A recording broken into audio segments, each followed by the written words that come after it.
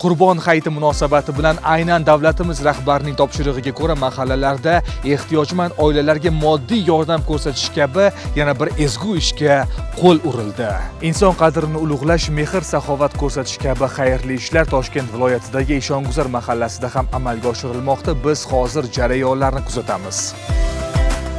Davlatimiz rahbarining topshiriqlariga ko'ra, bizning Eshonguzar mahallasida istiqomat qiluvchi ijtimoiy reyestrda turgan ehtiyojmand fuqarolarga Vaqf fondi tomonidan moddiy yordam berildi.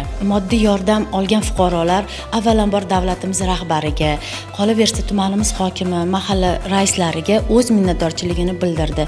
Mana hozir yana bir bor hayit ayyomi bilan shu ijtimoiy reyestrda turuvchi fuqarolarimiz holidan xabar olib, bayram bilan xursand qilamiz. Ketdik. Assalomu alaykum. Keling.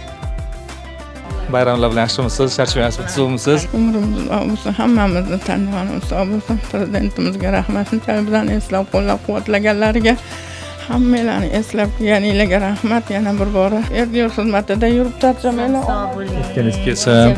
Shunchalik eslaganinglarga rahmat. Shunaqa davlat tomonidan ko'rsatilayotgan e'tibor har bir insonni baribir ruhlantiradi, xursand qiladi. Inson qadri ulug'lanayotganligidan, to'g'rimi? To'ppa-to'g'ri, rahmat. Barcha yurtdoshlarimizni Qurbon hayiti bilan chin yurakdan muborakbod etamiz.